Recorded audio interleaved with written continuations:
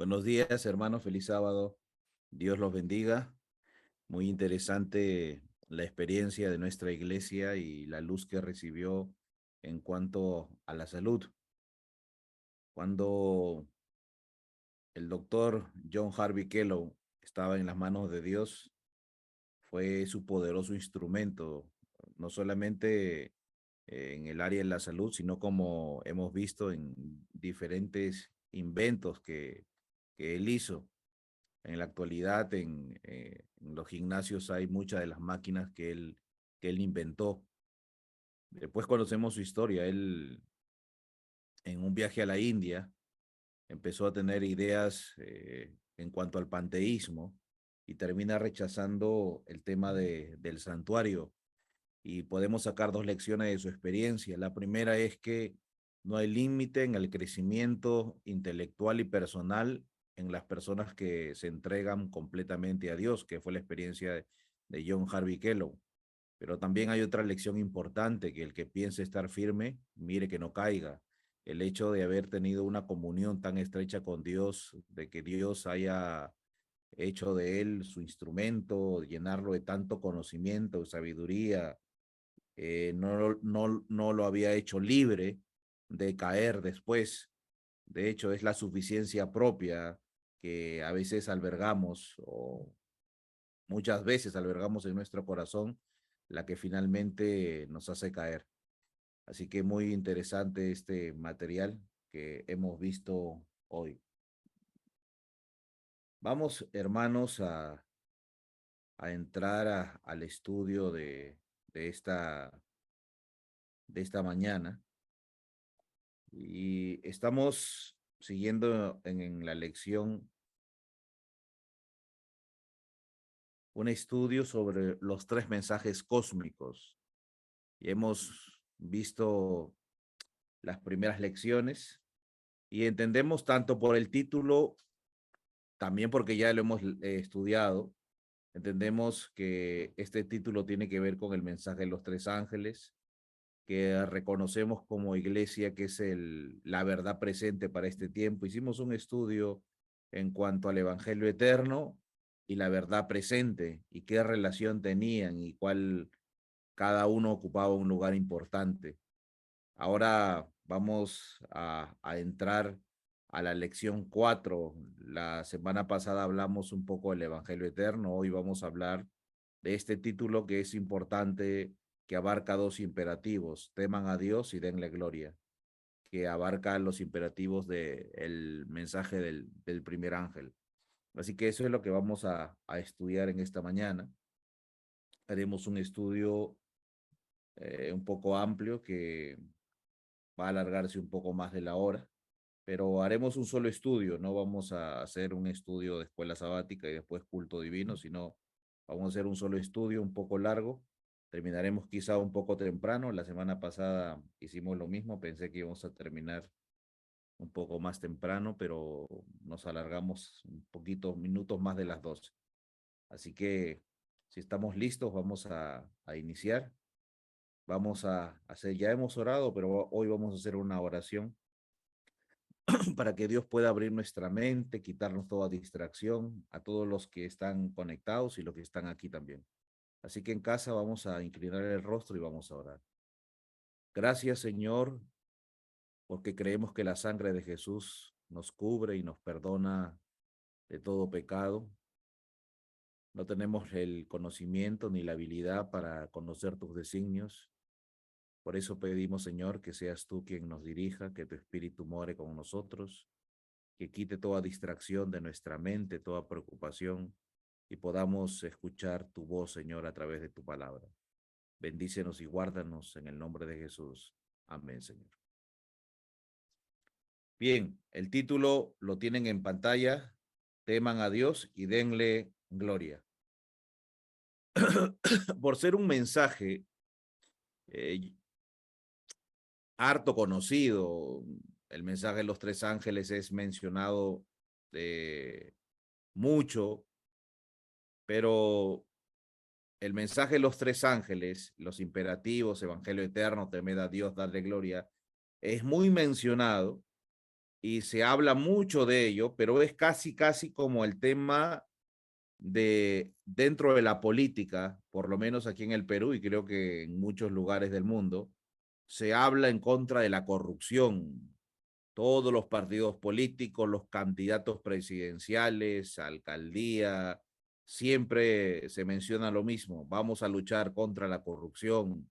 La corrupción es un mal que está dentro del Estado, que vamos a luchar contra eso, que haremos tal y cual cosa.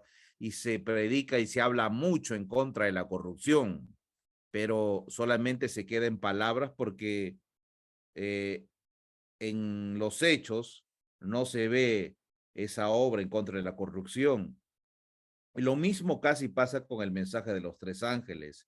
Se habla mucho del mensaje de los tres ángeles, del evangelio eterno, de la verdad presente, pero en sí mismo no se desarrolla el tema o el estudio como se está dando en la lección de escuela sabática de este trimestre. Así que aprovechemos esta oportunidad para poder estudiar de manera un poco más profunda la lección de escuela sabática. Pasemos al versículo de memoria. Apocalipsis capítulo 14, versículo 12. Es un texto muy fácil que lo hemos repetido quizá. Así que invito a los que quieren repetir el verso de memoria, pueden abrir su micro, decirlo. No sé, no voy a quitar el texto de la pantalla. En verdad yo no lo quitaba porque yo confío de que no se van a copiar. Y el texto es tan fácil que creo que ya no necesitan hoy ni siquiera copiar. Así que lo voy a dejar ahí. El que lo tiene puede repetirlo. Hermana Celide, feliz sábado. Abrió su micro. Feliz Adelante, sábado, hermana. hermano. Feliz sábado, hermanos. Dios los bendiga. Aquí está la paciencia de los santos, los que guardan los mandamientos de Dios y la fe de Jesús. Apocalipsis 14:12. Amén. Amén, hermana. Gracias. ¿Alguien más que quiera participar, hermano? ¿No está la hermana Dina? Sí está la hermana Jessica. No sé si lo va a decir. Bien. El fin, el propósito del mensaje de los tres ángeles. El profeta de Patmos, Juan, escribe el mensaje del primer ángel, del segundo, del tercero, y finaliza después diciendo estas palabras: aquí está la paciencia de los santos. La sierva del Señor nos da a entender y nos lleva a esto, que la consecuencia de haber escuchado, de haber entendido y de poner en práctica el mensaje de los tres ángeles es esta: cristianos que tienen como virtud principal la paciencia. Ahora, si hay algo que nos falta a nosotros, es paciencia. Si tuviéramos paciencia, tomaríamos decisiones no tan apresuradas como las hacemos hoy. No estaríamos desesperados porque las cosas pasen. No diríamos las palabras que dijimos. No actuaríamos como actuamos, porque la paciencia no es una virtud que normalmente no se ve. ¿Y por qué normalmente no se ve? Porque la paciencia, la paciencia es un árbol que tiene raíces amargas, pero los frutos son dulces. Pero por tener raíces amargas, ninguno de nosotros lo queremos experimentar. No queremos tomarnos el tiempo de esperar y eso creo se ha convertido en un gran mal no solamente para la iglesia, sino para la humanidad. El filósofo danés Soren Kierkegaard, en un fragmento de su obra Diabs Salmata, él cuenta una historia que nos sirve como introducción para el estudio de el repaso de la lección de la semana que ha pasado. Él cuenta la historia de una obra de teatro que mientras estaban en la obra de teatro, ocurrió un incendio entre los bastidores, es decir, atrás del telón. El que estaba listo para salir a escena era el payaso. Estaba listo para actuar. Así que fue enviado él. Ya que estás listo, ve e informa a todos los espectadores de que ha ocurrido un incendio y que salgan rápidamente. Así que el payaso sale a darles la noticia, pero los espectadores creyeron que se trataba de un chiste. Y cuando el payaso les decía, hay un incendio, salgan, ellos aplaudieron con entusiasmo. Aquel actor payaso, angustiado, repetía la advertencia, hay un incendio, salgan, pero los aplausos fueron aún más fuertes, más jubilosos. El autor, este filósofo danés, dice, así creo yo que perecerá el mundo. En medio del júbilo general de la gente respetable que pensará que se trata de un chiste. De esta manera, hermanos, Sorén, este filósofo, describe de manera magistral, a través de esta pequeña historia, nuestra capacidad o incapacidad para advertir la gravedad de lo que nos amenaza. Disfrutamos los anuncios de desastre como si fuera un juego y no nos damos cuenta la cercanía de lo que se viene. Y no hablo ni siquiera del desastre anunciado que va a ocurrir cuando Cristo venga, sino de nuestra vida. A veces no nos damos cuenta de lo que se viene. Lo que sí es cierto es que los acontecimientos que estamos viviendo hoy, y nadie lo puede negar, es tan fuerte que nos hemos acostumbrado a eso.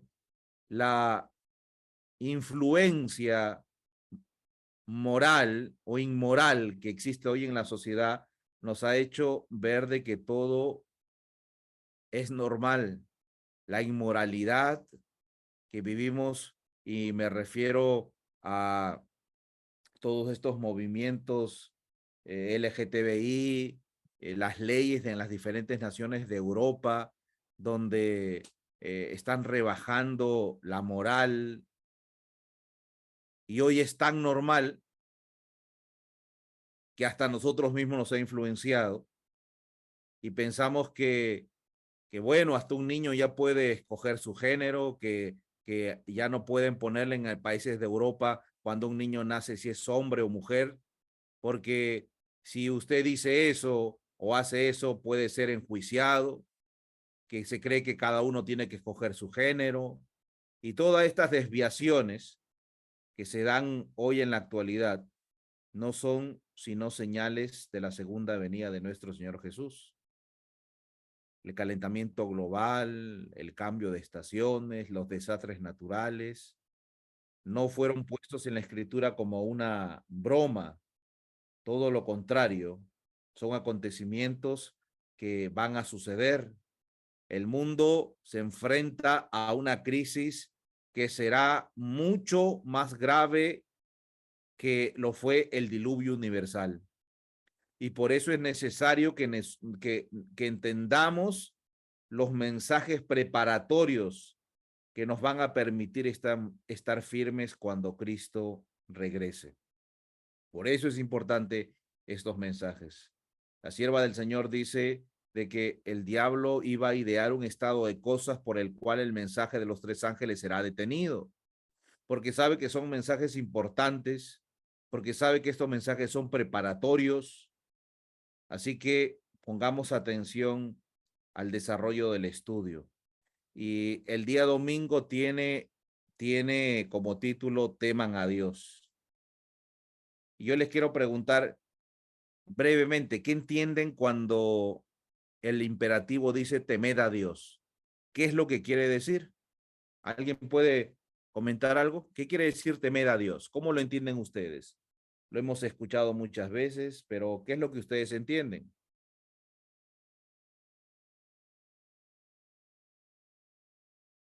Bueno, el silencio me dice de que no se entiende mucho. O quizás se entiende, pero no hay seguridad de lo que se entiende. Ahora, yo no pretendo decirles, bueno, usted entiende mal y yo entiendo bien. Cada uno tiene un concepto que saca de la escritura y puede ser igual al resto o no. Yo voy a tratar de mostrar a través de la escritura lo que significa este primer imperativo, temed a Dios. Y para eso vamos al libro de Apocalipsis capítulo 14, versículo 7. Después de hablar del evangelio eterno, de este ángel que está surcando el cielo, aparece este mensaje que dice, temed a Dios, temed a Dios. Ahora, la palabra, usted sabe que el Nuevo Testamento fue escrito en griego. Así que esta palabra temed, antes de estar en nuestra Biblia en castellano, estaba escrito en griego. Y la palabra griega que se utilizó como traducción para temed es una palabra que se utiliza no en el sentido de tener miedo, es la palabra poveo. No se refiere a miedo, sino se refiere a respeto. Temed no está hablando de miedo, sino de respeto. Y un ejemplo lo encontramos, por ejemplo, en Levítico capítulo 19, versículo 3. Aquí se utiliza una palabra hebrea y dice, cada uno temerá a su madre y a su padre, y mis días de reposo guardaréis, yo Jehová vuestro Dios.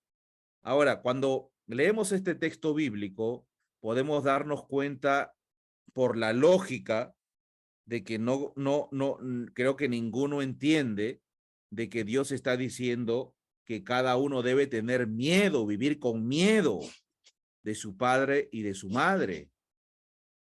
No se está refiriendo a eso. Está hablando de un temor reverente, de respeto, no que los hijos tienen que vivir con miedo. Por eso que el llamado de temed a Dios es un llamado a la humanidad de reverenciar a Dios, de admiración, de respeto a Dios, y transmite el pensamiento de que tenemos que ser leales a Dios, absolutamente en todo. Es un llamado a entregar la voluntad a Dios, de tener reverencia a Él, temed a Dios. Ahora, hermanos, el temor de Dios no es un proceso de una decisión humana que yo puedo tomar hoy y decir, bueno, voy a temer a Dios desde ahora, lo voy a respetar. ¿Usted ha asistido alguna vez a una iglesia católica? Y cuando entra a la iglesia católica, ¿cómo es que ingresa? ¿Haciendo ruido o en silencio? Uno ingresa en silencio, ¿verdad? En silencio. Ahora, ¿por qué razón se ingresa en silencio, hermana Celide, a una iglesia católica? ¿Qué cree que induce a que la gente que entra, sea ya católico o no, entre con reverencia, con silencio? ¿Qué cree que induce eso? Al respeto. Pero ¿respeto Al a qué? ¿Por qué no se ve eso en respeto, las iglesias protestantes? a la reverencia a la iglesia, pues.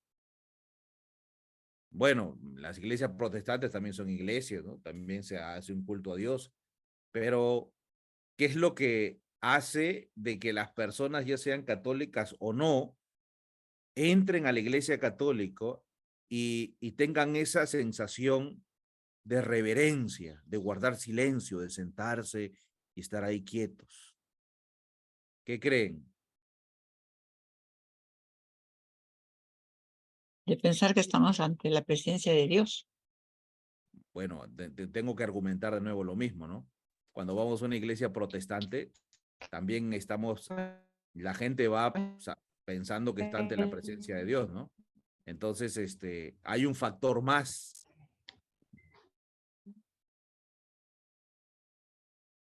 Bueno, según un estudio,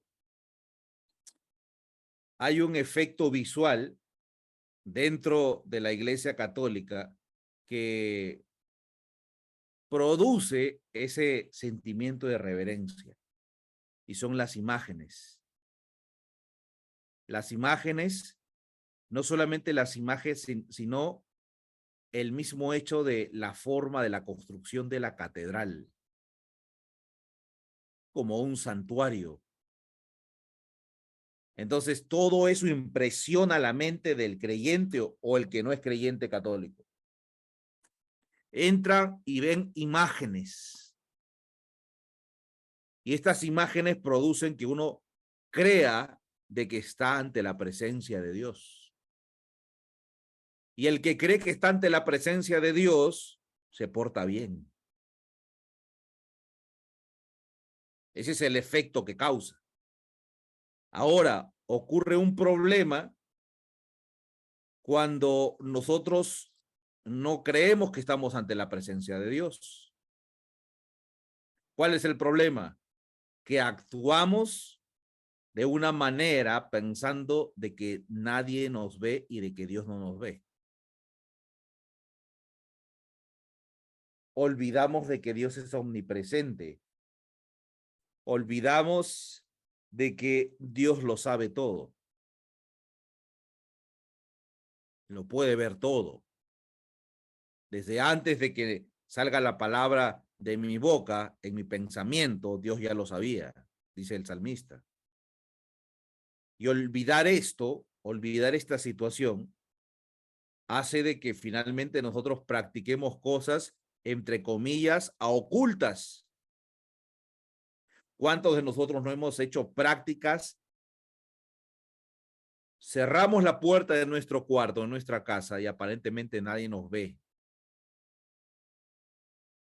Y practicamos cosas que no lo haríamos delante del público, de las personas, de los hermanos. ¿Por qué? Porque creemos que nadie nos ve.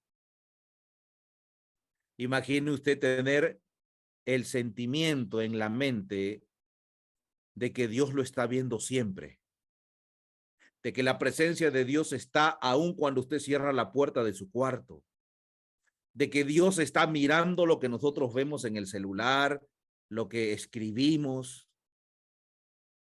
que los secretos que contamos Dios lo está escuchando y que tendremos que dar cuenta de eso en el día del juicio.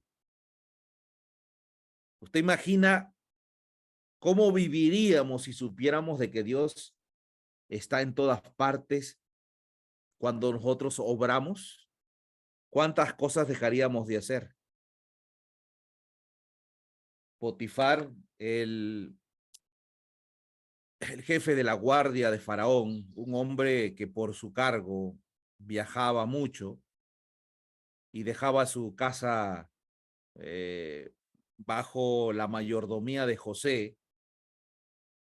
Y Potifar era un hombre, según se cree en la tradición bíblica, un eunuco, porque era la práctica general de los emperadores, de los reyes, de los faraones, castrar a sus administradores más cercanos para que no corran peligro sus esposas.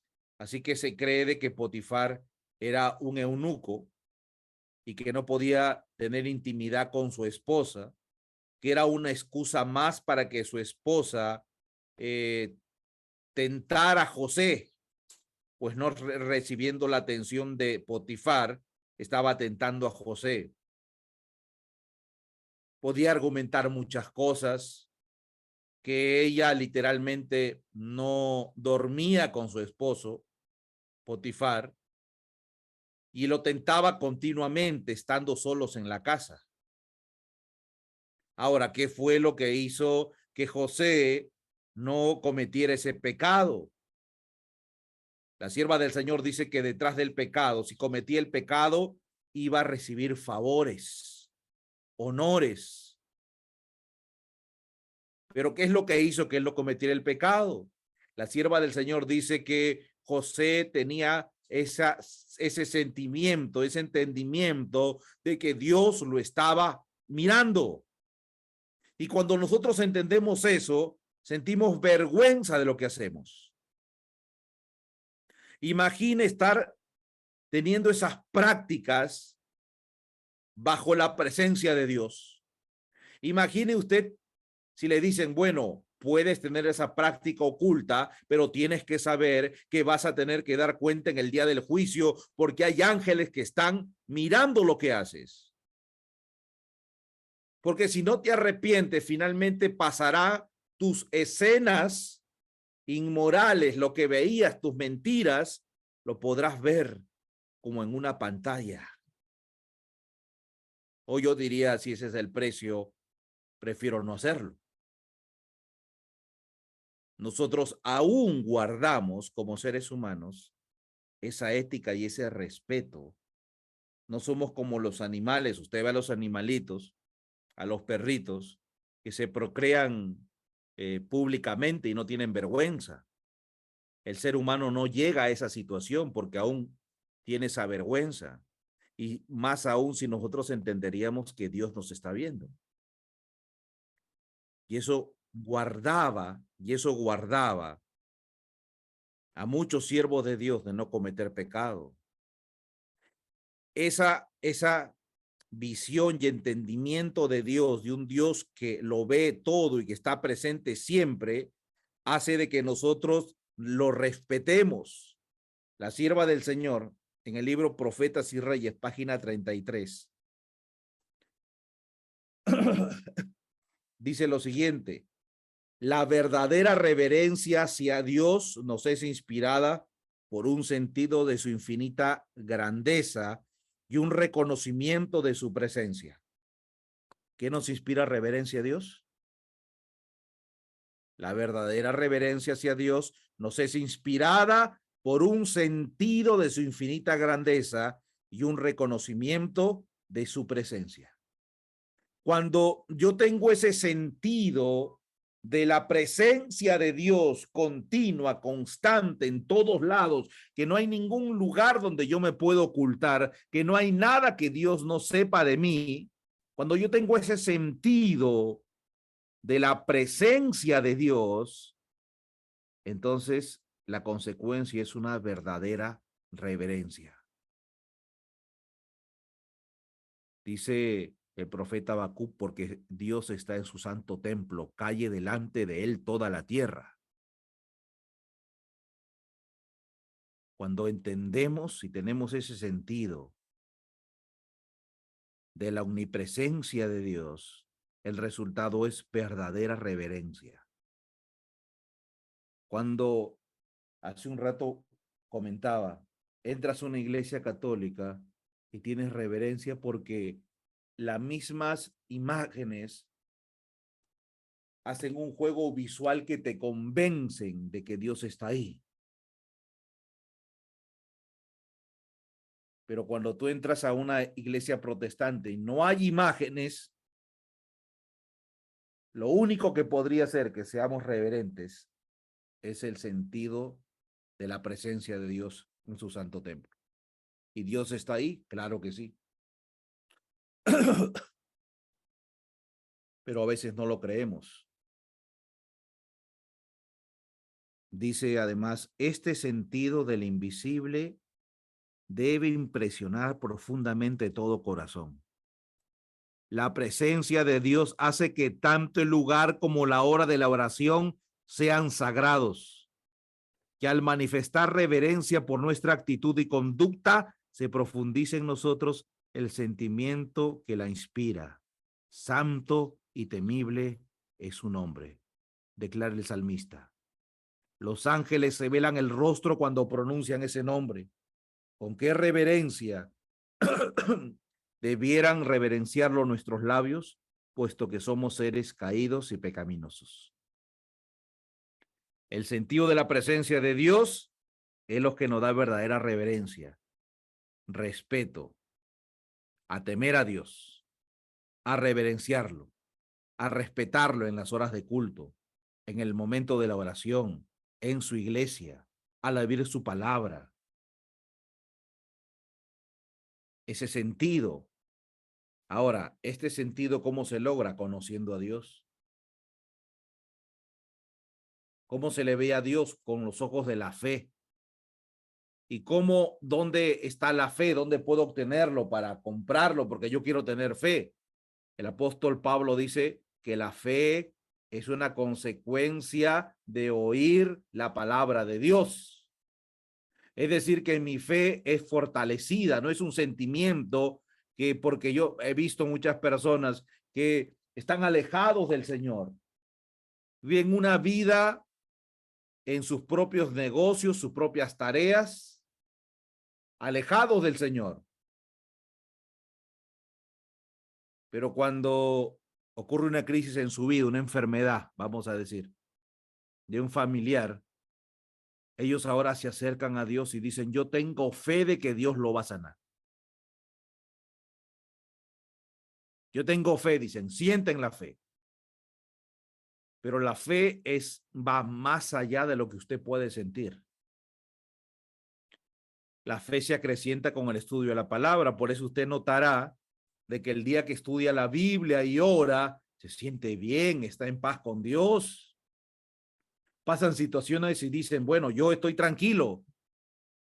Pero cuando se aleja de la comunión con Dios, los problemas y las circunstancias difíciles lo ponen triste, lo desaniman, lo tiene preocupado. Eso es falta de comunión. Aún hay personas que leen la palabra de Dios, pero no están en esa conexión con el Señor. Hablaba esta semana con una hermana que me consta que tiene sus horarios de comunión, pero estaba muy preocupado por un familiar y decía, esto me angustia. Y usted póngase a pensar, ¿cómo puede ser que una persona que cree en Dios tiene que estar angustiado, vivir angustiado? La angustia ya nos está diciendo de que no creemos de que Dios obrará. Incredulidad, falta de fe, desconfianza. Por eso es que nosotros, si hay algo que debemos hacer, respetar y tener como ley, son nuestros horarios de comunión con Dios. Mientras más tiempo tengamos comunión con Dios, más se va a acrecentar nuestra fe. Antes de leer la Biblia, oremos para que Dios prepare nuestro corazón para oír su palabra. Que las palabras de su oración sea, Señor, prepara mi corazón para oír tu voz. Muéstrame los pecados que estoy cometiendo, dame fuerza. Uno no debe leer la Biblia para encontrar puntos doctrinales para discutir, para pelear con otra persona, para aplicarle a otra persona. Uno no debe emprender el estudio de la escritura como un libro secular. Uno tiene que hacerlo con el corazón preparado y esa preparación lo hace el Espíritu Santo. Por eso es importante la oración. Con una debida preparación uno entra en las cámaras de Dios y solo de esa manera Dios puede hablarnos con reverencia. Apague el celular que tiene al costado, quite toda distracción, dedique ese momento a Dios. Debiéramos dedicar por lo menos 1 hora al día en la meditación de la vida de Jesús. Y eso va a fortalecer nuestra fe. Y cuando vengan situaciones difíciles, voy a creer que Dios está conmigo. Aún cuando esté pasando por valles de sombra y de muerte, no temeré mal alguno porque tú estarás conmigo. Eso es fe. Y ese es el llamado de Dios.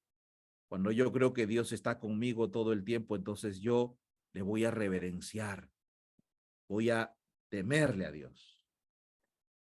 Dice además, hermanos, la lección de escuela sabática entra de manera más profunda en relacionar el temer a Dios y obedecer a Dios.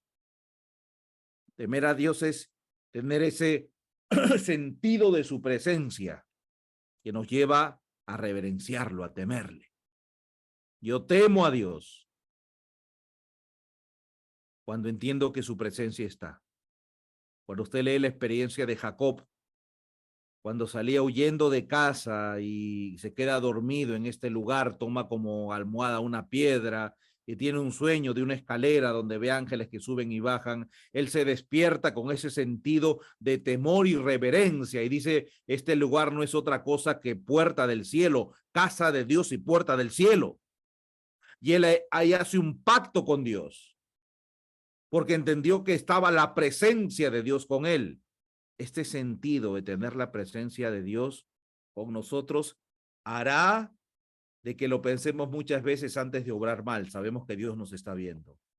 Hará de que no estemos angustiados en un momento difícil porque sabemos que Dios está con nosotros. Ahora, temer a Dios también involucra el obedecer a Dios. En el libro de Deuteronomio, capítulo 5, versículo 29, mire la relación que encontramos entre el temor y la obediencia a los mandamientos de Dios. Deuteronomio 5, 29 dice, ¿quién diera que tuviese tal corazón que me temiesen? ¿Quién diera es un deseo que tuviesen tal corazón que me temiesen? Y esto lo está diciendo Dios. Corazón, la mente. ¿Quién diera que tuviese tal corazón que me temiesen? Y guardasen no un día, no una semana, no de manera intermitente, porque Dios sabe que los seres humanos somos intermitentes en nuestras decisiones. ¿Cuántos de nosotros hemos hecho la decisión? Ahora sí voy a hacer mis cultos, me voy a levantar temprano. ¿Cuánto duró? Ahora sí voy a comer distinto. ¿Cuánto duró? Ahora sí voy a hacer mis cultos familiares. ¿Cuánto duró? Ahora sí voy a hacer reformas. ¿Cuánto duró esto? Los cambios no deberían hacerse de manera intermitente, así somos los seres humanos. Y por eso Dios dice, ¿quién diera que tuviesen tal corazón, que me temiesen y guardasen todos los días, todos mis mandamientos? ¿Cuántos días? Todos los días. 365 días del año. Todos mis mandamientos. Sin excepción, hermanos. Ahora, ¿por qué Dios quiere obediencia? Porque es soberbio, porque es dictador, porque le da la gana que hagamos lo que Él dice. Y muchos tienen ese concepto de Dios y no se dan cuenta que los mandamientos de Dios son mandamientos de amor. Que cuando usted pone en ejecución o en obediencia los mandamientos de Dios, el resultado es paz, felicidad, prosperidad. Y por eso el texto dice, quien diera que tuviese tal corazón que me temiesen y guardasen todos los días mis mandamientos, para que a ellos y a sus hijos les fuese bien. ¿Para cuándo? ¿Hasta cuándo? Para siempre. Esta es la promesa de Dios.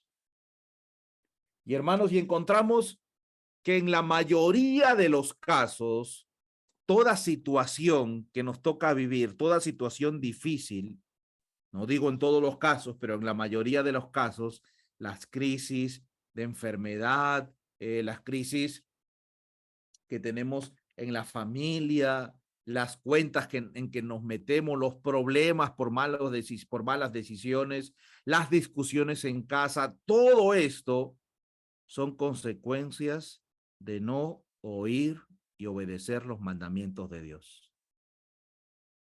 De haber hecho un lado la voluntad de Dios, la palabra de Dios y obrar de acuerdo a nuestra voluntad. Y tenemos que sufrir las consecuencias.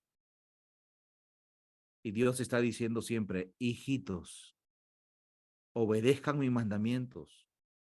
Les va a ir bien, no solamente a ustedes, sino también a sus hijos. Y aquí está hablando de la ley de la herencia. Y lo está diciendo miles de años antes que este científico Gregorio Mendel empezara a hacer sus estudios en cuanto a la ley de la herencia. Usted cuando lee la ley de Dios de Éxodo 20, usted encontrará en el segundo mandamiento que el Señor habla de la ley de la herencia, que el pecado y la rebelión va a repercutir sobre hasta la cuarta generación y que la bendición va a repercutir hasta muchas generaciones más. Y habla claramente de la ley de la herencia, que todo lo que nosotros somos y hacemos va a repercutir en nuestros hijos y en los hijos de nuestros hijos. No existían estudios sobre esto, pero Dios ya, que sabe y que es el que nos creó, podía hablar de esta bendición. Ahora, hermanos, no solamente habla de la ley de la herencia, sino de la bendición que nos convertimos cuando somos obedientes. Porque usted puede ser una influencia para maldición o para bendición. Y lo más probable es, hermanos, claro, yo creo mucho en las decisiones personales de la familia, lo creo, y si podemos ver, por ejemplo, familia de la hermana gemela de Elena G. de Guay, fue una persona que eligió seguir su propio camino. Podríamos hablar de los hijos de Samuel, el sacerdote, profeta y juez de Israel, que eligieron su propio camino de rebeldía. Podemos hablar de la familia de Jesús, que también los hermanos de Jesús no querían seguir el camino recto que seguía el Señor Jesús. Son propias elecciones que cada uno toma y eso lo respetamos y lo sabemos, pero eso no quita de que cuando uno se convierte en bendición, la influencia de la bendición de Dios recae sobre los que los rodean. También podría hablar de Noé y dice la sierva del Señor que el Señor salvó a su familia como premio de su fidelidad.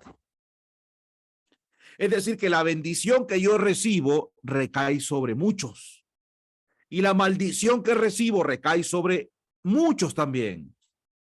Por eso es que cuando usted ve que se me fue de la mente el que se robó el lingote y el manto babilónico en Jericó. Bueno, Acán, sí, el pecado de Acán.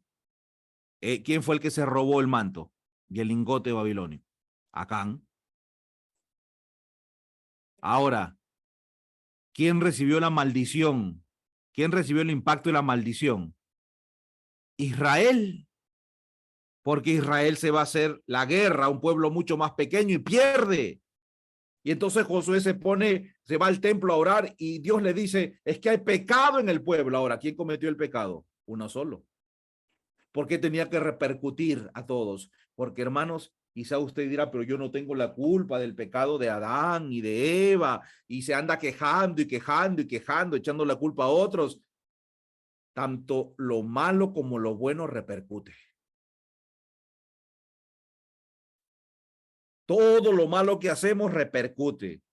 Y si usted ve que su familia anda mal, en pecados, en problemas, en cuentas, en enfermedades y en todo tipo de mal, usted pregúntese cómo está andando usted, cómo está su vida.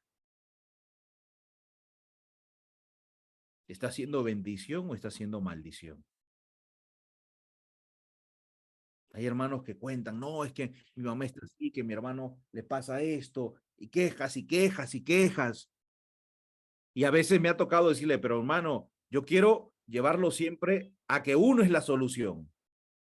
No, pero es que ella, es que él. Y a veces tenemos el cristianismo solamente de nombre.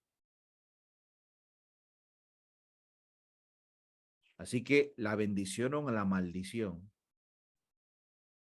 puede ser el resultado de nuestra influencia, de lo que somos en casa.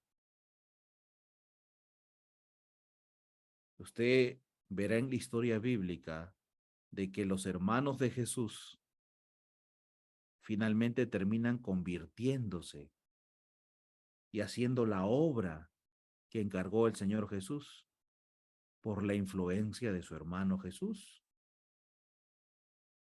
Y por eso el Señor dice, ¿quién diera que tuviese tal corazón, que me temiesen y guardasen todos los días mis mandamientos, para que a ellos y a sus hijos le fuese bien para siempre?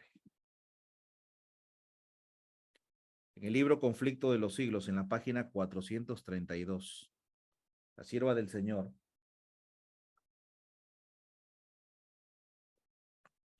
nos dice allí, el primer ángel exhorta a los hombres a que teman al Señor y le den honra y que le adoren como creador del cielo y de la tierra. Para poder hacerlo, deben obedecer su ley. El salmista dice, teme a Dios y guarda sus mandamientos, porque esto es la suma del deber humano, el todo del hombre. Sin obediencia a sus mandamientos, ninguna adoración puede agradar a Dios. Por eso dice, teme a Dios. Y después dice, adora a Dios. Y la sierva del Señor dice, sin guardar los mandamientos, sin obediencia a los mandamientos, ninguna adoración puede agradar a Dios. Este es el amor de Dios, que guardemos sus mandamientos. El que aparta sus oídos para no escuchar la ley, verá que su oración misma es cosa abominable. Por eso, el primer ángel inicia diciendo, teme a Dios, guarda los mandamientos, porque solamente de esa manera podemos seguir los otros imperativos. Entendiendo este primer imperativo, temer a Dios. Usted dice, no es que Dios no me bendice y es que me va mal. El que aparta sus oídos para no escuchar la ley de Dios, verá que su oración misma es cosa abominable.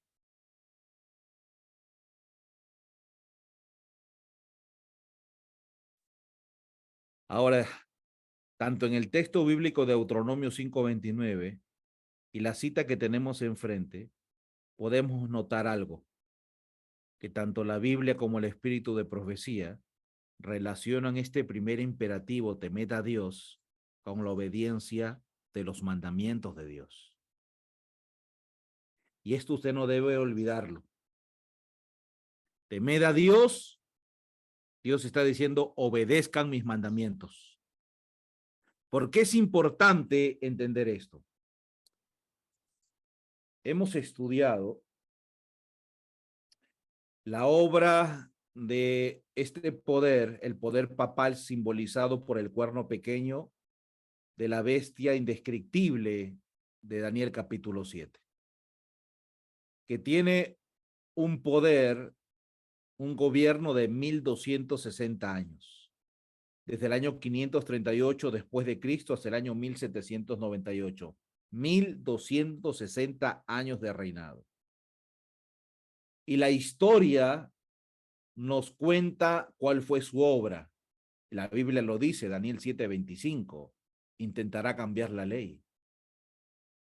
Y durante todo ese periodo, 1260 años, el diablo ha obrado por medio de este sistema, el sistema papal, para pisotear la ley de Dios. Ahora, hermanos, el mundano, el no creyente, el que no es cristiano, no reconoce la ley de Dios, por lo tanto no la obedece. Las religiones paganas, el budismo y entre otras religiones paganas, no reconocen la ley de Dios, por lo tanto no la obedecen.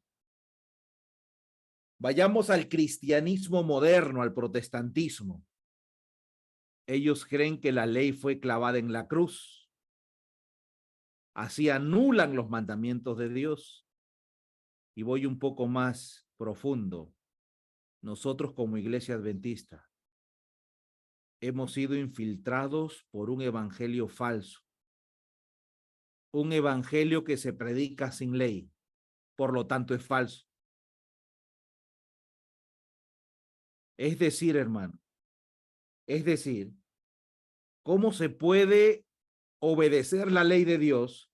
¿Cómo se puede obedecer los mandamientos de Dios si el mundo en su gran mayoría desconoce la ley de Dios, los mandamientos de Dios? ¿Cómo se puede hacer el llamado, temed a Dios, obedezcan los mandamientos de Dios, si el mundo, los no cristianos, no lo respetan, no lo creen? Las religiones paganas tampoco creen en la ley de Dios. El protestantismo tampoco acepta la ley de Dios. El catolicismo no acepta la ley de Dios. Y dentro de la iglesia, del pueblo de Dios, se ha infiltrado un evangelio falso. Un evangelio que presenta solamente una parte. Usted no puede hablar del evangelio sin la ley. Eso es un evangelio falso. La sierva del Señor dicen palabras de vida del gran maestro en la página 99. Palabras de vida del gran maestro, página 99. Ningún hombre puede presentar correctamente la ley de Dios sin el evangelio. Ni el evangelio sin la ley. La ley es el evangelio sintetizado y el evangelio es la ley desarrollada. La ley es la raíz, el evangelio su fragante flor y fruto. Existe una relación irrompible entre la ley y el evangelio. Nadie puede hablar del evangelio sin la ley y nadie puede hablar de la ley sin el evangelio. Porque la ley es la raíz y el evangelio su fragante flor y fruto. Esa es la relación que la sierva del Señor nos muestra que hay entre la ley y el evangelio. Ahora, en el tiempo de Jesús, cuando él vino a esta tierra, les pregunto, ¿a qué se hacía más énfasis? ¿A la ley o al evangelio de gracia? Los líderes judíos hacían énfasis en qué, en la justicia de la ley o en la misericordia del evangelio. Alguien puede decirme aquí, me dieron una respuesta que es correcta, pero a ver, los que están escuchando, ¿qué creen según lo que han entendido? ¿En el tiempo de Jesús se hacía énfasis a la justicia de la ley o a la misericordia del evangelio? ¿Qué creen ustedes? ¿Alguien puede abrir su micro y decirme qué es lo que cree? Mientras tomo mi agüita.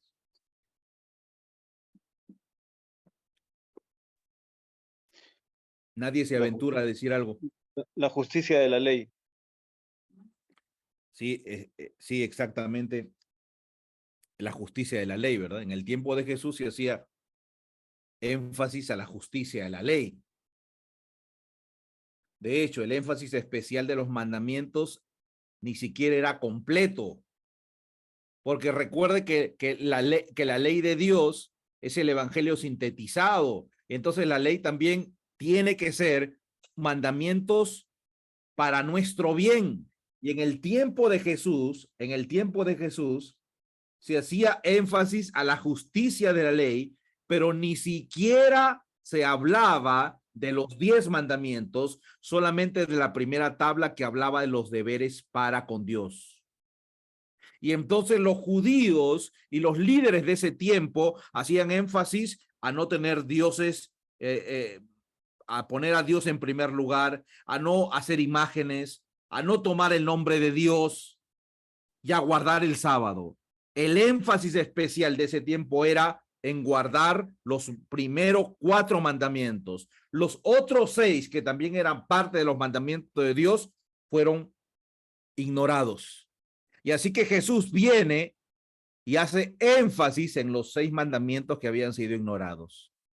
Y por eso él dice, yo no vine a anular la ley, sino vine a darle un énfasis más completo,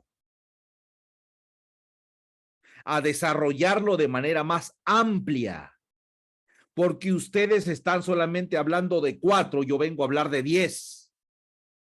Ese era el énfasis de Jesús.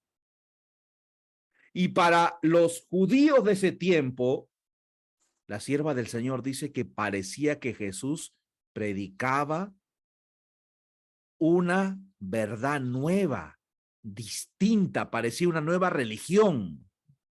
Pero Jesús no predicaba una nueva religión. Lo que estaba haciendo es ampliar lo que Dios había dicho. El problema era que los líderes de ese tiempo veían de manera mezquina lo que Dios había dicho. Su visión espiritual era estrecha y Dios viene en la persona de Jesús a ampliar, a dar más luz. Y para ellos esto era una verdad nueva, algo totalmente distinto. Ellos hacían énfasis en la justicia de la ley. Y ahora la pregunta viene para ahora. En la actualidad, ¿a qué se hace más énfasis? ¿A la justicia de la ley o a la misericordia del evangelio? ¿A qué cree usted que se hace más énfasis?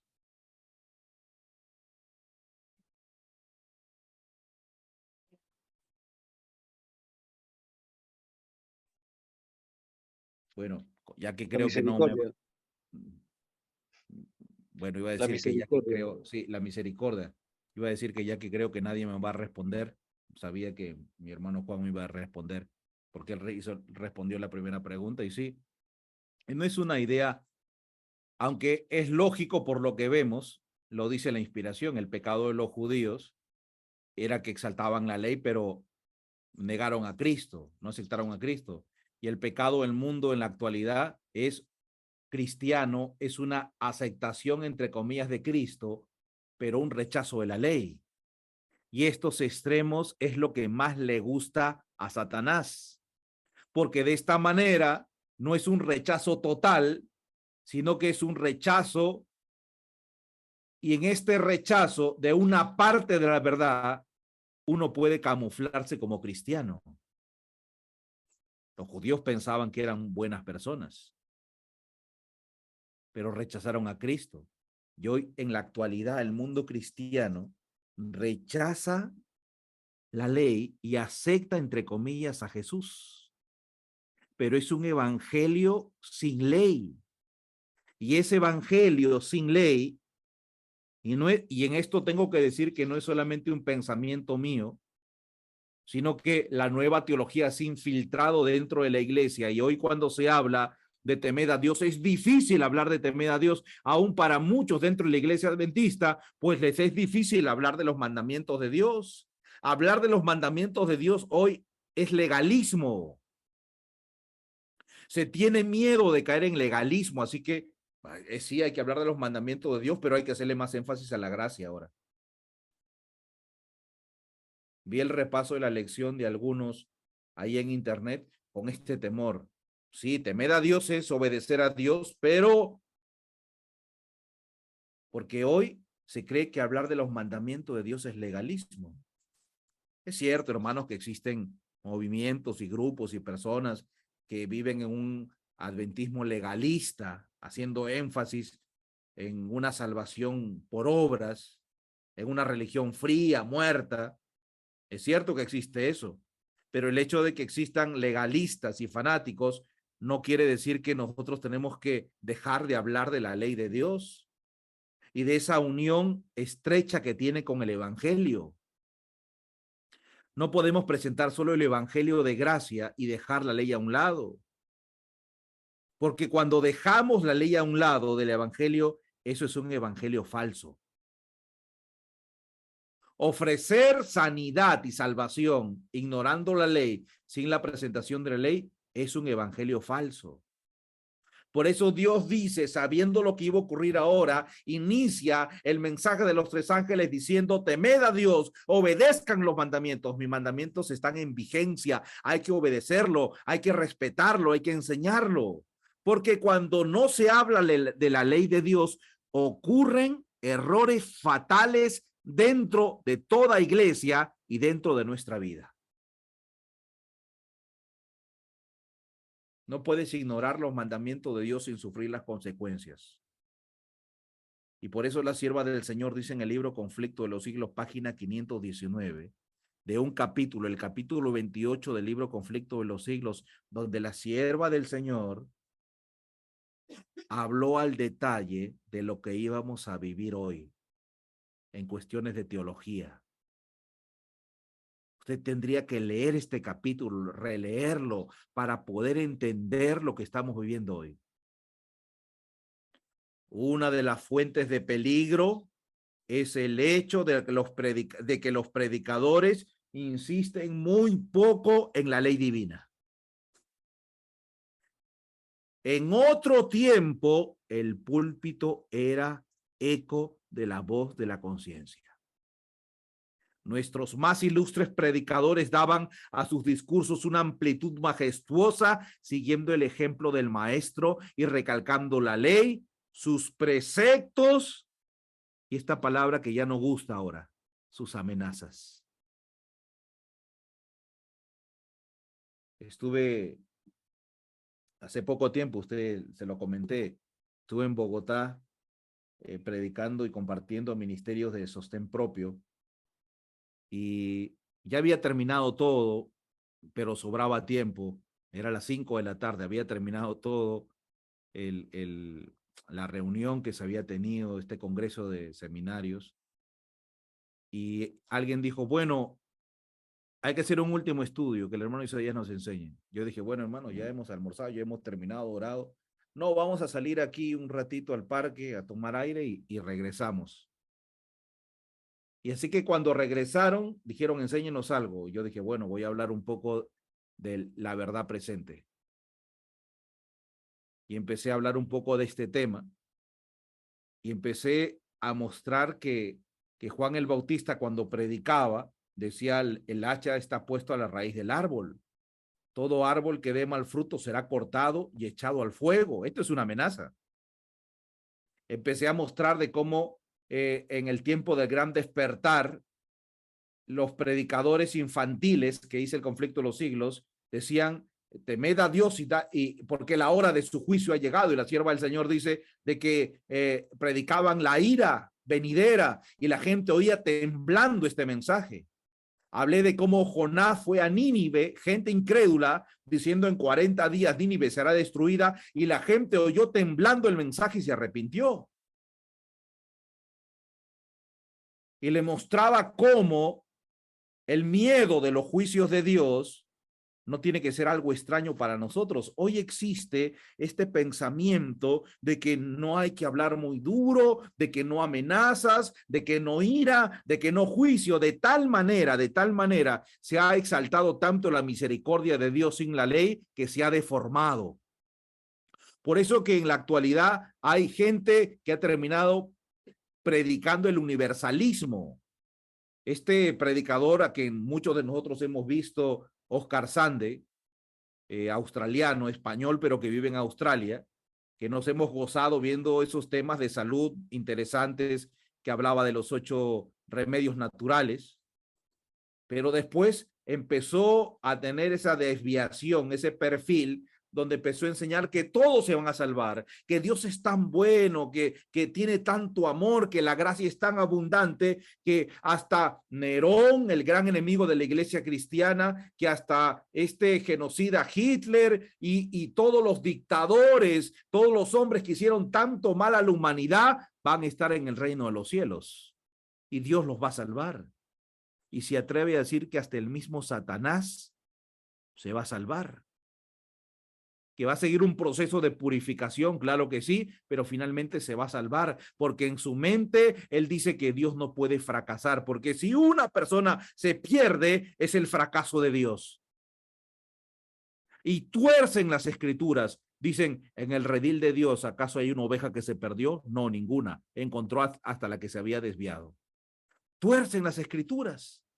Claro, ya no utilizan más el espíritu de profecía porque el espíritu de profecía es tan claro como la Biblia al hablar de los juicios de Dios. Pero esa desviación de la gracia de Dios, de la misericordia, hace de que ocurran estas desviaciones. El pastor adventista del séptimo día, hoy, usted puede ver, en este momento, él está predicando en su iglesia en los Estados Unidos, el pastor Joel Barrios. Yo me puse a ver quién era el presidente de la unión de ese lugar, y tengo el nombre, es un pastor moreno, porque yo dije, bueno, hay que escribirle una carta siquiera al presidente de esa unión, porque permite que el pastor Joel Barrios, que pertenece a su conferencia, hable herejías, porque también ha seguido esa línea universalista. Usted lo puede ver.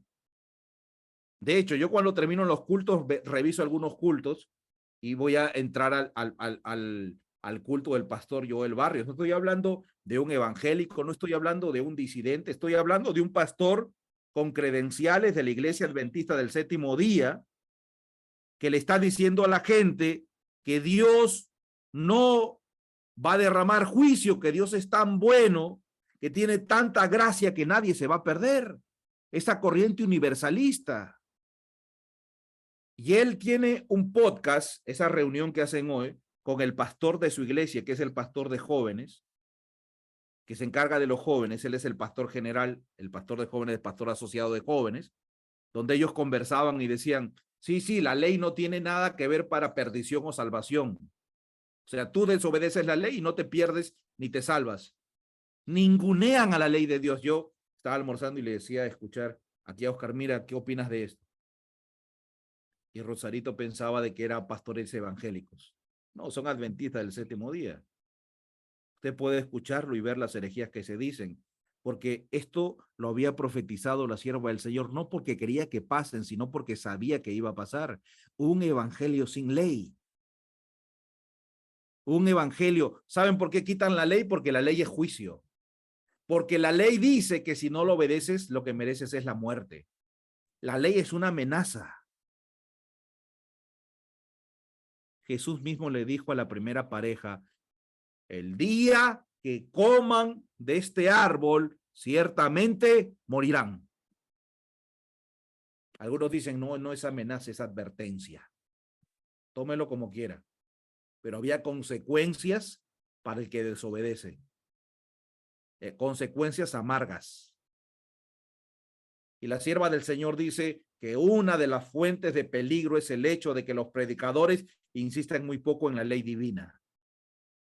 En otro tiempo, el púlpito era el eco de la voz de la conciencia.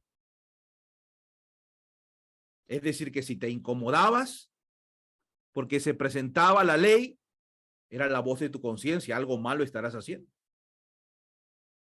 Juan Wesley tenía un método para la preparación de los predicadores. Bueno, Juan Wesley, usted sabe, pioneros del metodismo, ¿no? Tenía un método.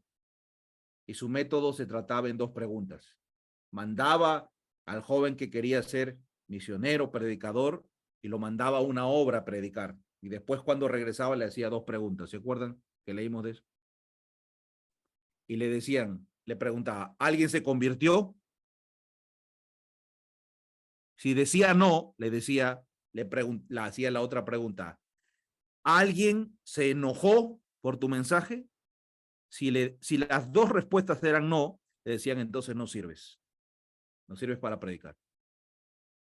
Porque cuando se predique el evangelio de Cristo, o alguien se convierte o alguien se enoja. Estuve estudiando en cuanto a la salud mental, porque he hablado de esto hace unas 2 semanas. Está de moda la salud mental. Y según mi análisis hasta el momento, es ofrecer un evangelio sin ley. Nunca se habla de la ley. De hecho, estaba escuchando uno de los pioneros de salud mental en un movimiento. Y él pone un ejemplo en unas láminas, en unos papeles de la experiencia de Abraham. Y cómo Abraham tuvo fe. Y él les pregunta después al público cómo se sintieron cuando vieron la vida de Abraham y su experiencia de fe. ¿Se sintieron mal? Ellos dijeron, sí, no, se sintieron minimizados, ¿no? Cuando uno se compara con Abraham, no solo con Abraham, con la obra de Pablo, por ejemplo, que hacía predicando, dejándolo todo, con los apóstoles de Cristo, con los profetas, con nuestros pioneros, cuando se compara, ¿cómo se siente? Minimizado, chiquito, mal. Es una reprensión para nuestro egoísmo. para nuestra falta de interés, nuestra falta de fe. Y cuando se compara con Abraham y sus proezas de fe, ¿cómo uno se siente? Y el público decía, nos sentimos mal. Y él hacía una réplica y decía, este predicador, y decía, esta es la obra de Satanás. Satanás quiere que usted se sienta mal. Satanás quiere que cuando usted lea la experiencia de Abraham, usted se sienta mal. Porque él quiere que te sientas triste. Oh, yo pensé, entonces el diablo y Satanás ha estado actuando todo el tiempo en mi vida porque yo cuando leo la experiencia de estos grandes hombres me siento reprendido. Ahora, este predicador de salud mental me dice que esta es la obra de Satanás. ¿Y saben qué es lo que hice? Yo dije, bueno, voy a leer el libro Patriarcas y Profetas si el N.G. de White dice algo en cuanto a la experiencia de Abraham. Y desde el mismo inicio ella nos presenta a Abraham como un ejemplo, en un contraste, y nos hace un llamado a nosotros. Muchos como Abraham serán llamados, dice. ¿Cuántos obrarán como Abraham? Es decir, que la sierva del Señor pone a Abraham como un referente, un espejo, su vida, de donde nosotros debemos mirarnos. Y es cierto que muchos de nosotros nos vamos a sentir mal cuando estamos obrando de manera contraria al llamado de Dios. Y es que hoy ya no se quiere incomodar a la gente. Pero no debería ser el predicador el que incomode con sus actos, con su falta de preparación. Y hay aquí, bueno, no voy a entrar en este campo porque hay muchos que dicen, bueno, el mensaje tiene que ser directo, y mezclan este mensaje directo con sus propios errores, con su falta de tino, con ser duros, y hacen del mensaje, sí, un látigo. Creen que su deber es reprender y reprender y reprender y hacer sentir mal a la gente. La sierva del Señor dice que la verdadera reforma empieza por uno mismo. Y cómo nos encanta reprender a la gente y decirle que hagan cosas que nosotros no hacemos. La sierva del Señor dice que el mensaje de los tres ángeles lo predicarán aquellos que han tenido una conversión en el corazón. Y cuando obtengan una conversión en el corazón, los predicadores no serán por nuestros errores que la gente se sienta mal, sino porque será el Espíritu Santo trabajando en corazones que necesitan arrepentimiento. No tendrán miedo a fechas y eventos que se anuncian y actuarán siendo incentivados y viviendo todo el tiempo por miedo, sino que serán incentivados a despertar por la venida de Cristo, pero en ese momento reconocerán a Cristo en su Salvador y vivirán dando gracias a un Salvador que los sacó del pecado, que los libró del pecado. Miren, hermanos, dice el libro Conflicto de los Siglos, página 462, sin la ley los hombres no pueden formarse un justo concepto de la pureza y la santidad de Dios, ni de su propia culpabilidad e impureza. Sin la ley usted no sabe cuán pecador es. Sin la ley nosotros nos sentimos bien. Y nos gusta mucho compararnos. Un familiar que vino a visitarnos, yo lo traía en el carro y hablábamos de la diabetes y él decía, sí, por eso yo ya no tomo gaseosa, decía. Yo le decía, porque tengo confianza, no, sí. La otra vez que nos visitaste estabas tomando gaseosa. No, pero esa fue la última vez.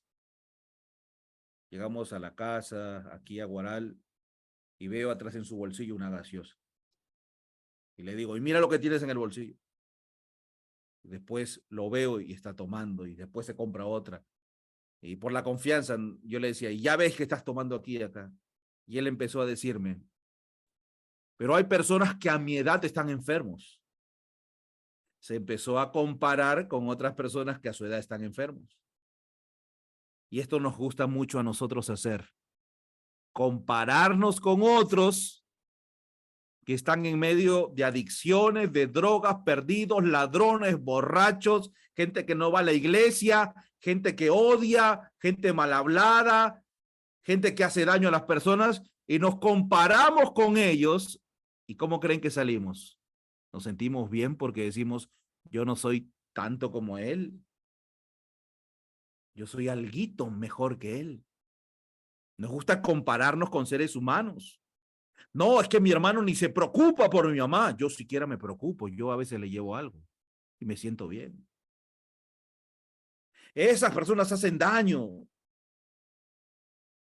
Y cuando te comparas con seres humanos, te sientes más justo, más justa.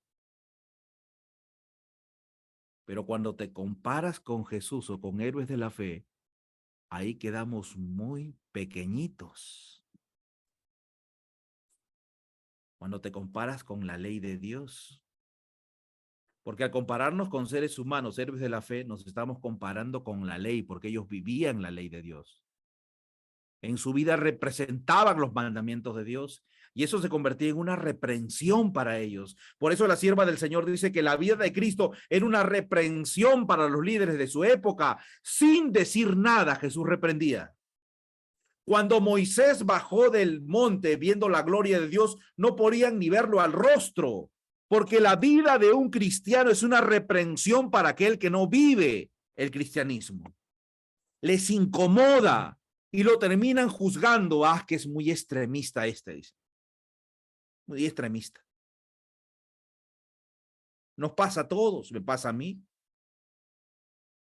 Muy extremista, muy exagerado. ¿Saben por qué? Porque nos sentimos reprendidos por su vida. Sin la ley, hermanos, los hombres no pueden formarse un justo concepto de la pureza y la santidad de Dios, ni de su propia culpabilidad e impureza. Por eso presentar un evangelio sin ley es ofrecerle un remedio a gente que no reconoce que está enfermo. No tienen verdadera convicción del pecado y no sienten necesidad de arrepentirse. Como no ven su condición perdida como violadores de la ley, ¿cómo pueden saber que son violadores de la ley si no creen en la ley de Dios? Si le presentan un evangelio sin ley, como no ven su condición perdida como violadores de la ley de Dios, no se dan cuenta tampoco de la necesidad que tienen de la sangre expiatoria de Cristo. Aceptan la esperanza de la salvación. Miren, hermanos, para el que estuvo diciendo, pero ¿cómo hay gente que, sí hay gente que se convierte? Sí, aceptan la esperanza de la salvación. Se unen a la iglesia, pero sin que se realice un cambio radical en su corazón ni reforma en su vida. No hay reforma en la vida. Siguen comiendo como antes, vistiéndose como antes, poniéndose los adornos que se ponían antes, viviendo como antes, recreándose como antes. No hay diferencia, pero aceptaron la esperanza de la salvación. Se creen cristianos. Por eso yo decía hace algunos sábados, está de moda ser cristiano ahora. Está de moda. Muchos personajes famosos se volvieron cristianos. Podría citar algunos, desde más conocidos aquí en el Perú. Gisela Valcárcel es cristiana. Claro, puede escuchar la música que quiera, vivir como quiera, pero es cristiana. Un cantante más famoso, Justin Bieber, es cristiano. Él es cristiano. Cantantes de música urbana, reggaetón, se hicieron cristianos.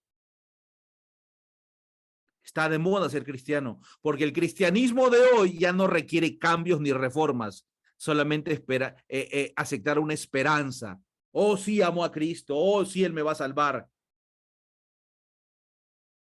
Aceptan la esperanza de salvación sin que se realice un cambio radical en su corazón ni reforma en su vida. La palabra radical tiene su raíz, radical tiene su raíz en la palabra raíz. Bueno, la palabra radical tiene su origen en la palabra raíz. Que cuando uno se convierte al Señor tiene que ser un cambio ¿de qué?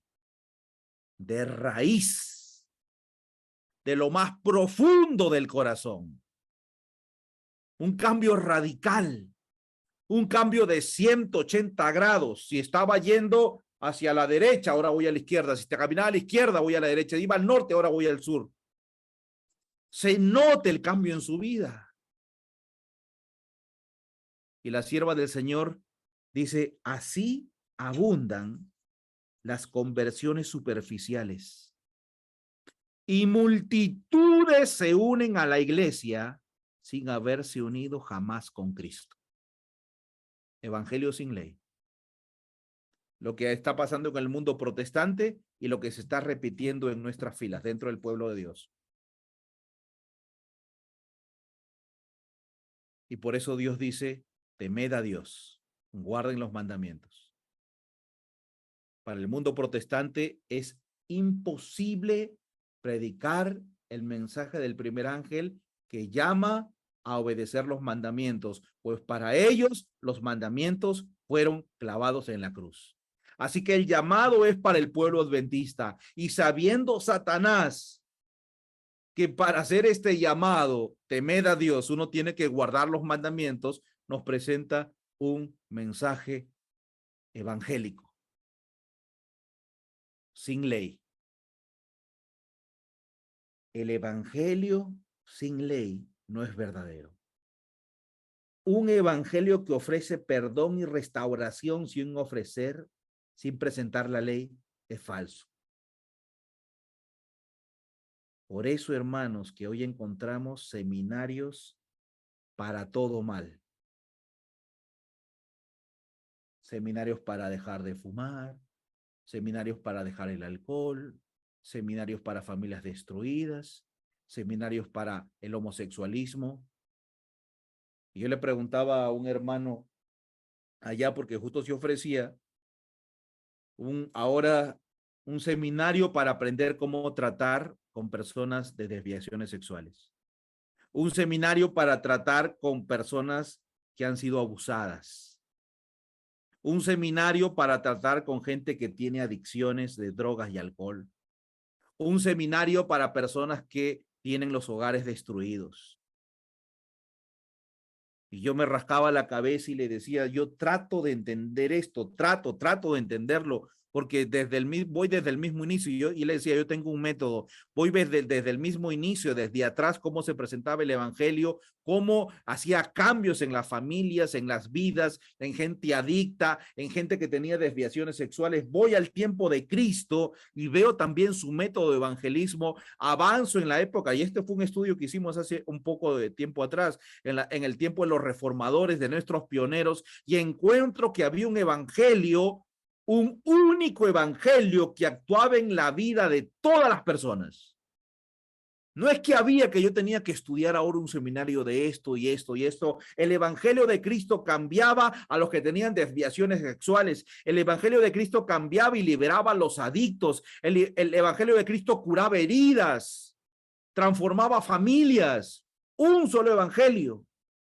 Ahora resulta, claro, este evangelio único, el de Cristo, era un evangelio que estaba unido con la ley. Pero ahora resulta que hay evangelios, entre comillas, para cada tipo de mal, y se parecen mucho en algo. No hacen énfasis en los mandamientos de Dios. Por lógica, dicen, ya está tan dañado, ¿para qué le vamos a hablar de juicio?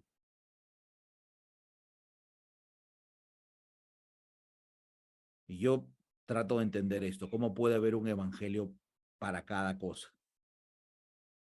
Para cada cosa. Los sermones de hoy se puede llamar sermones estándar. Estándar porque se puede predicar perfectamente en una iglesia adventista, en una iglesia protestante, en cualquier grupo, hasta en el mundo, porque a veces parecen seminarios de mercadotecnia, cómo tener prosperidad. Yo estuve ahora en un congreso, ya no quiero mencionar mucho, y usted véalo porque se subió a YouTube. El último, no fue el último tema, fue el tema anterior al final del día domingo. 5 consejos para obtener buenas rentabilidades, así se llamó el tema. Y yo no voy a minimizar la intención del que lo hizo, pero si usted no me cree, escúchelo ahí. Y no fue solamente mi comentario, sino hay que ponerle un poco de espiritualidad a esto, ¿no? Y él decía, Coca-Cola, en tantos años, no recuerdo cuántos años, le voy a dar un dato, en 150 años es conocido por el 60% de los que habitan en el mundo. Pero el cristianismo en más de 2000 años es conocido solamente por un 33% de los que habitan en el mundo. ¿Por qué? Decía él. Deberíamos ser más conocidos que Coca-Cola. Así que yo les voy a dar consejos de cómo hacer conocido, decía, ¿no? Él no tomaba en cuenta muchos detalles, ¿no? Son sermones estándar. La gente se siente bien. Hay sermones donde cuentan experiencia y otra historia más, y otra historia más, y otra historia más, y otra historia más. ¿Y a quién no le gustan las historias? Por eso es tan adictivo las novelas, porque son historias y uno quiere ver el desenlace de la historia. Y cuando te cuentan historia, uno termina, ¡ay, qué bonito, qué bonito! Pero uno no se nutre. Evangelio sin ley ha hecho que los programas de iglesia se minimice los principios para la salvación, la manera de ser evangelismo. Solo se ofrece un evangelio mutilado. Por eso la sierva del Señor dice, preséntese la ley como debe presentarse, tal como lo hacía el maestro. Lo acabamos de leer, seguían el ejemplo del maestro, recalcando la ley, sus preceptos, sus amenazas. Y es que, hermanos, hoy se presenta el carácter de Dios como que no es nuestro Dios que conocemos. El Dios verdadero es justicia y misericordia. Y este carácter justo y misericordioso se encuentra en la ley. Y es decir, hermanos, que al contemplar los grandes principios de la ley, vamos a aprender. Los padres, las madres, darán una educación equilibrada entre justicia y misericordia. El hecho de no entender el carácter de Cristo, los padres cometen errores. O son muy severos, inclinados a la justicia, o muy permisivos. Hermanos, tenemos que hacer más énfasis en la ley de Dios, porque es el trasunto del carácter de Dios. Los hombres serán convertidos. La Biblia lo dice el salmista, la ley de Jehová es perfecta, que convierte el alma, porque la ley de Dios nos muestra nuestra condición pecaminosa. ¿No es acaso, hermanos, la ley lo que el diablo atacó desde el principio? ¿No es acaso la ley lo que Dios entregó entre truenos y relámpagos de Israel? ¿No es acaso la ley llamada en el pacto el testimonio? ¿Acaso no murió Cristo para ponernos en armonía con la santa ley de Dios? ¿No es acaso la ley lo que fue echado por tierra por 1260 años? ¿No es acaso la ley lo que tiene que ser restaurado por el pueblo final de Dios, la iglesia adventista del séptimo día? ¿No es acaso la ley lo que va a aparecer en los cielos en el tiempo final? Por eso el salmista dice, tiempo es de actuar, oh Jehová, porque han invalidado tu ley. Es tiempo de actuar.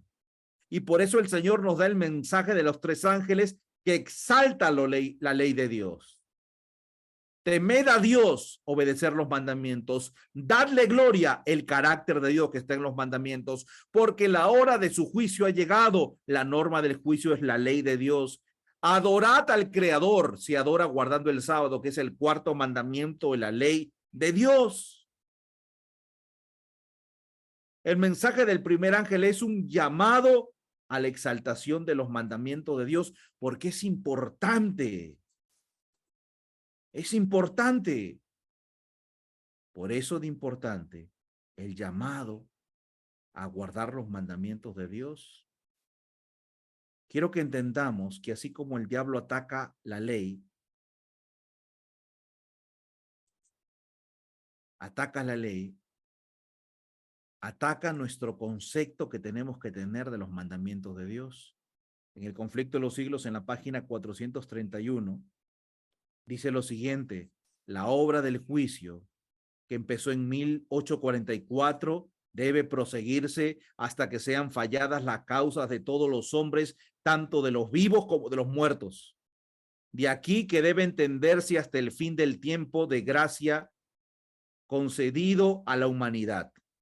Y para que los hombres estén debidamente preparados para subsistir en el juicio, el mensaje les manda. Miren, hermanos, para que los hombres estén preparados para subsistir en el juicio, Dios nos dio un mensaje. ¿Y cuál es? Temed a Dios y dadle gloria. Adorad al que hizo el cielo, la tierra, el mar y las fuentes de las aguas. Este es el mensaje evangélico para nuestro tiempo. Para que usted esté preparado para sostenerse en el juicio, usted tiene que entender y vivir el temer a Dios, el darle gloria, el adorar al Creador.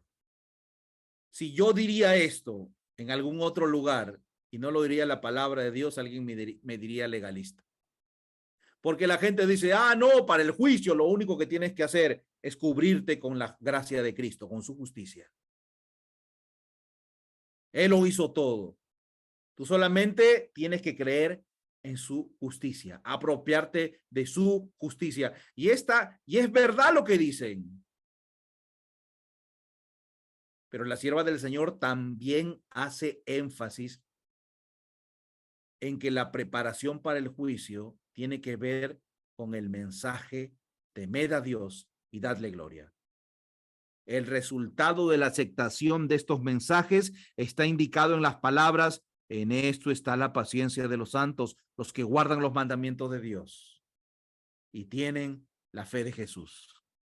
Y ahora de nuevo repite esta expresión: para subsistir ante el juicio tiene el hombre.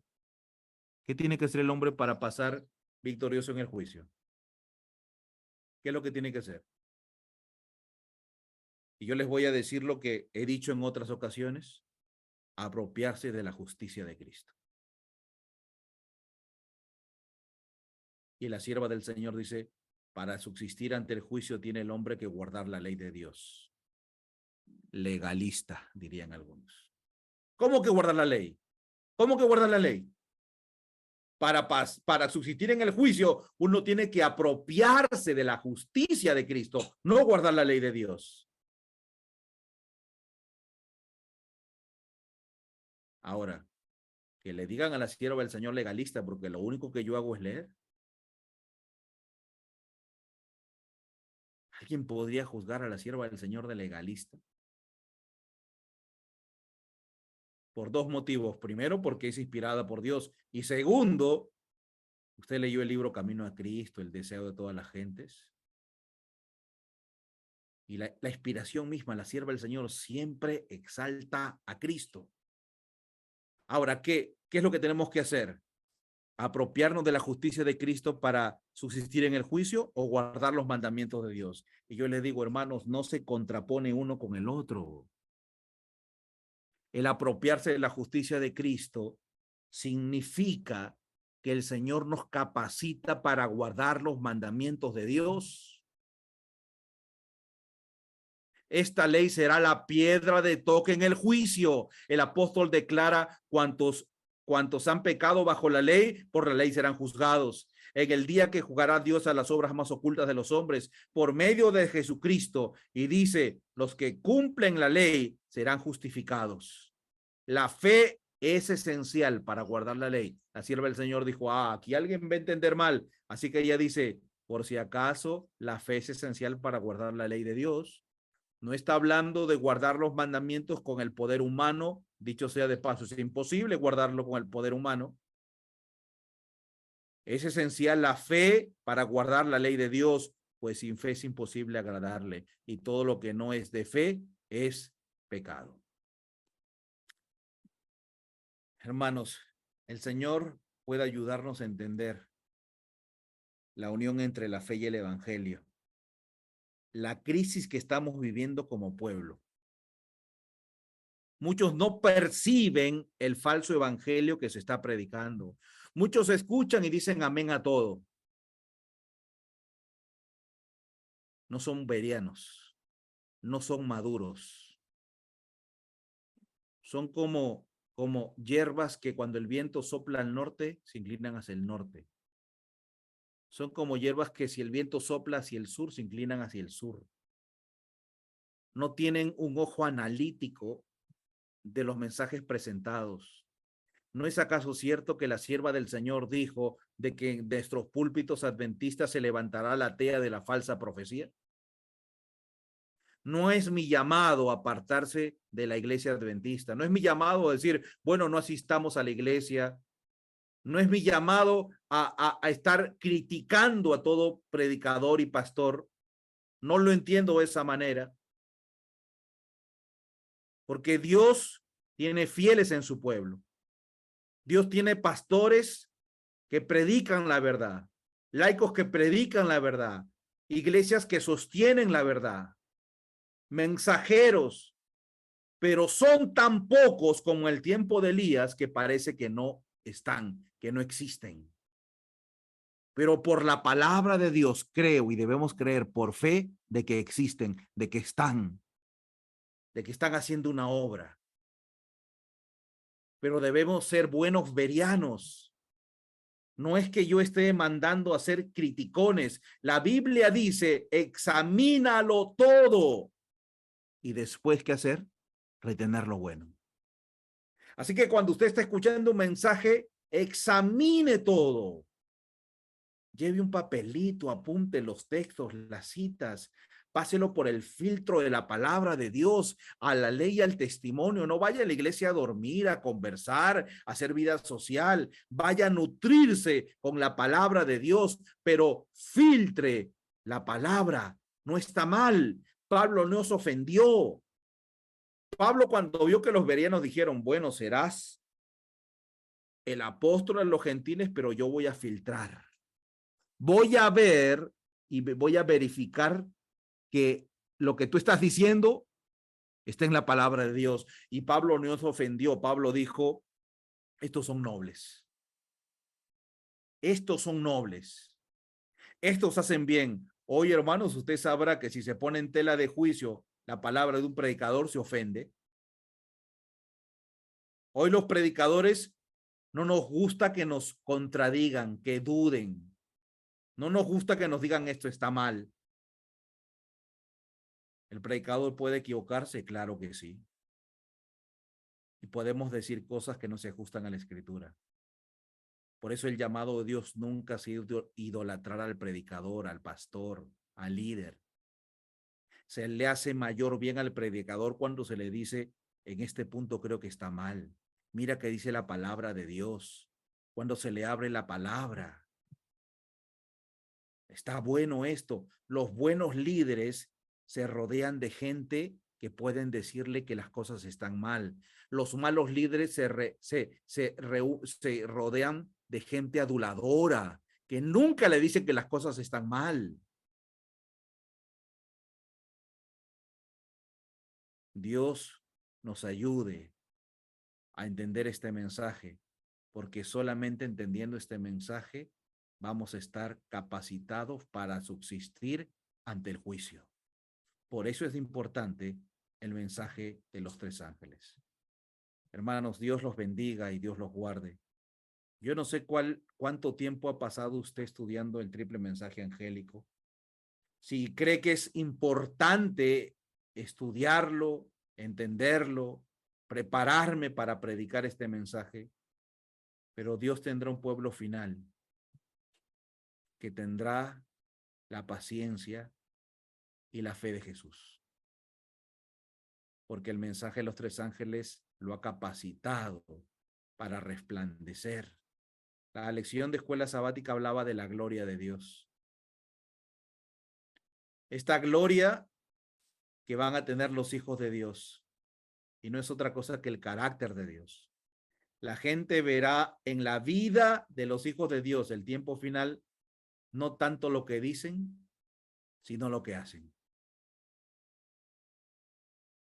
Recuerdo lo que dice la Biblia de Dorcas, cuando murió y Pedro llegó a ese velorio. La gente venía triste, llorando, y decían: miren, ha muerto Dorcas. Y Dorcas fue recordada, no por lo que decía, sino por lo que hacía. Las obras de Dorcas eran recordadas. Porque podemos hablar muy bonito y podemos jactarnos de tener la verdad. Pero el cristianismo se vive en casa. ¿Cómo somos con nuestros familiares?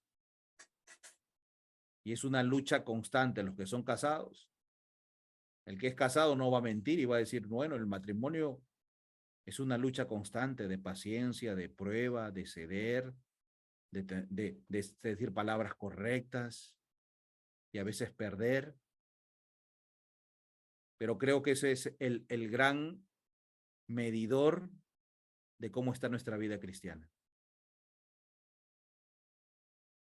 Con nuestros hijos, con nuestros padres, se mide nuestro cristianismo. Y yo no soy quien para que yo pueda ponerle a usted el termómetro y decirle: usted está aquí bien o está mal. Usted debe ser sincero consigo mismo. Yo me pongo el medidor a mí mismo, ni siquiera a mi esposa. Ella que se lo ponga, yo me lo pongo a mí mismo y yo sé cuál es mi estado espiritual. Mi nota está: estoy jalado. Anhelo cambiar, anhelo decirle: Señor, cambia mi corazón, ayúdame a ser cristiano desde adentro. Primero mi corazón, después que me reconozca mi esposa, que mi esposa diga: su semblante es distinto, sus palabras son distintas. Cuando yo alcance eso, entonces voy a estar yendo en el buen camino. Después los que me rodean. Dios nos ayude. ¿Cuántos en esta hora quieren decirle: Dios, ayúdame a cambiar, ser un verdadero cristiano, a que me reconozcan como cristiano? Como Pedro, ¿se acuerdan de Pedro? ¿Por qué lo reconocieron en el juicio a Jesús? Porque él habla como hablaba el Galileo. Y Dios va a tener un pueblo final que va a ser reconocido porque se asemeja a Cristo. La revelación del cielo será por medio de Cristo. Felipe ofendió a Jesús. ¿Saben qué le dijo? ¿Saben qué le dijo? Muéstranos al Padre y es suficiente. Lo ofendió a Jesús. Jesús le dijo: tanto tiempo estoy con ustedes y me dices ahora: muéstrame al Padre. El que me ha visto a mí, me ha visto al Padre. Y Dios tendrá un pueblo final que cuando el mundo los mire, no estará mirando ni a Isaías, ni a Rocío, ni a Oscar, ni a Jesse, ni a Celide, ni a Andrés, sino que estará mirando al Padre. Sus palabras, su mirada será distinta. Y ese testimonio convertirá corazones. Porque yo no voy a decirles, hermanos, que solamente será su testimonio. Ese testimonio será la fuerza para las palabras que pronunciarán. Temed a Dios y dadle gloria, porque la hora de su juicio ha llegado. Salid de Babilonia. Si alguno adora a la bestia y a su imagen, será el amor que viene desde el cielo hacia su corazón y de su corazón hacia la humanidad, los que le lleve a predicar tan alarmantes mensajes. Y miles se convertirán. ¿Quieres predicar ese mensaje? Tienes que empezar con cambios en tu vida, reformas. Y ahora finalmente, ¿quieres decirle, Señor, cambia mi corazón? Es lo que necesitamos. Quiero entender este mensaje y predicarlo. No quiero ser hallado falto. Quiero ser un buen siervo fiel. Y quizás estás dándole mucho tiempo a las cosas seculares, a tus estudios, tu trabajo. Busca primero el reino de Dios, su justicia. Todos tus planes deben ser encaminados para que el nombre de Dios sea glorificado. Pero si en esta mañana tú reconoces que has estado más distraído en las cosas de este mundo, dile, Señor, perdóname, quiero que mi mirada se eleve por encima de las cosas de esta tierra. Si quieres pedir perdón al Señor y decirle, Señor, cambia mi corazón, puedes levantar tu mano, puedes hacerlo, puedes decirle, Señor, quiero que cambies mi vida, quiero prepararme, me doy cuenta de que vienes pronto, el mundo lo anuncia, las señales anuncian que Cristo viene pronto. Amén, que el Señor los bendiga. Vamos a hacer una oración, vamos a orar. ¿Ok? Vamos a ponernos de rodillas y hacemos una oración final. Vamos a decirle al Señor que actúe en nuestra vida, que cambie nuestro corazón, que perdone nuestros pecados. Porque si hay pecados ocultos que estamos practicando, el Señor quiere liberarnos, hermanos. Él quiere liberarnos. El Padre entregó a su Hijo y Jesús dio su vida para que seamos libres. No para vivir esclavos de caracteres difíciles, de palabras ofensivas que salen y uno dice, yo no quería ofender, yo no quería ser así, yo no quería ver tal cosa. Reconozcamos que somos esclavos y que Cristo nos trae libertad. Vamos a orar. Padre, pedimos que la sangre de Jesús nos cubra, Señor, que perdone nuestros pecados, que nos dé victoria sobre nuestra lengua que tantas veces ofende, Señor. Que pueda cambiar nuestro semblante, lleno de egoísmo, de ira, de resentimiento. Entra en nuestro corazón, Señor, cámbianos, purifícanos, lávanos, Señor. Danos victoria sobre esos vicios y prácticas ocultas, Señor, que nadie más conoce, solamente nosotros. Permítenos, Señor, gozar de la hermosura de tu santidad. Ayúdanos a ya no preocuparnos tanto por las cosas materiales y que nuestro interés esté en tu obra, Señor. Perdónanos por nuestro egoísmo. Te pido que tu gracia nos transforme. Entra en nuestros corazones. Danos paz, danos victoria y manténnos en reverencia en este santo sábado. Señor, te pido que bendigas de manera muy especial a tus hijos, yo no sé quiénes son, que están luchando con una conciencia, con esa culpa, Señor, por prácticas deshonestas. Señor, ayúdanos a entender que eres omnipresente, que estás siempre en todo lo que hacemos. Y que esa reverencia, ese sentido de tu presencia, junto al cambio de corazón que has prometido obrar, nos dé libertad, Señor. Bendícenos y guárdanos. Te lo pedimos en el nombre de Jesús. Amén, Señor. Hermanos y hermanas, que Dios bendiga su palabra, que usted entienda que el Señor quiere hacerlo su hijo, heredero de lo que Él ha preparado, y que nos pide una preparación en este tiempo corto. ¿Cuánto es, hermanos, el tiempo que el Señor nos pide? Tenemos una vida tan corta y nos resistimos tanto de darle esta vida al Señor. Hoy estudiaba la vida de Matusalén, 969 años. ¿Qué vidas tan largas? Para nosotros, hermanos, tenemos un tiempo cuando empezamos a tener independencia y libertad, 18, 19 años, esa juventud, esa vitalidad se va tan pronto, hermanos, ya estamos en los 45, 46, 47 años. Aprovechemos la energía, la vitalidad, las bendiciones de Dios.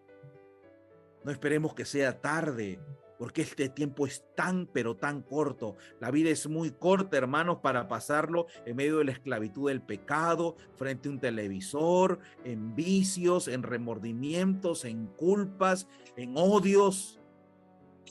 Perdonemos, obtengamos victoria, rindamos nuestra vida al Señor, nuestro tiempo que sea para Dios, que la vida se pasa muy pronto. Yo recuerdo hace tiempo, muchachito, 19 años, cuando predicaba. Hoy ya pasé la juventud cronológica, ahora me queda la juventud espiritual de ánimo.